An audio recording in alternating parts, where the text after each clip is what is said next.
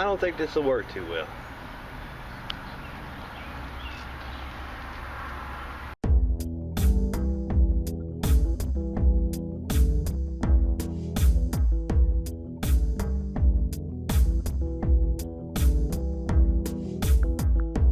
Well, along with setting a pad under the unit, we're actually going to change the coil too, because somebody has installed a 13 series unit and matched it with a cap tube coil.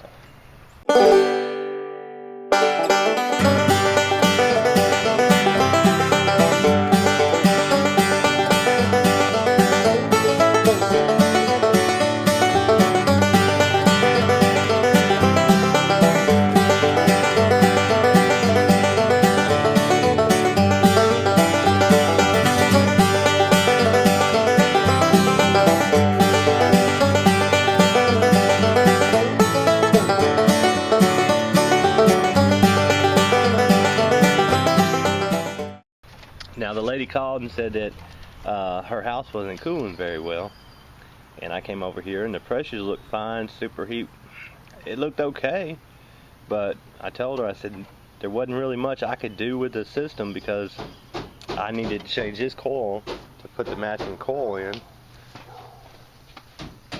which is right here, because you can't match a cap tube coil to a 13 series system. You just can't do it. This is more or less a 6 or 8 series coil, and it just won't work. When you match a 13 series and a 10 series coil, you get 8 series. I mean, that's just a plain simple fact of it.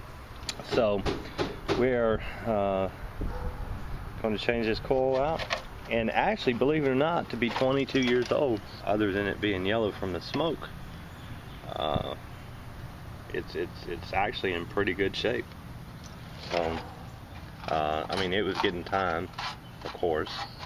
It should have been changed out when the outdoor unit was changed, but it wasn't. Alright, so we've got the coil case set in place.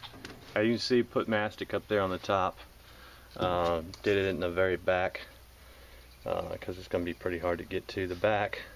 So we'll get it all set up and get the new coil in place, then go out and work on the outdoor unit, get everything brazed in, get this lady some coolant.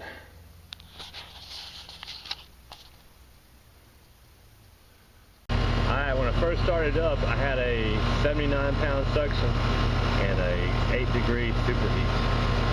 So, you know, that was the result of having the cap tube coil, but we're doing good now.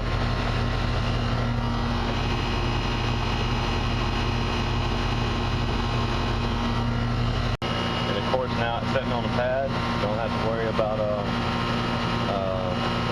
the wood rotting out. The homeowner's already picked up some of it, but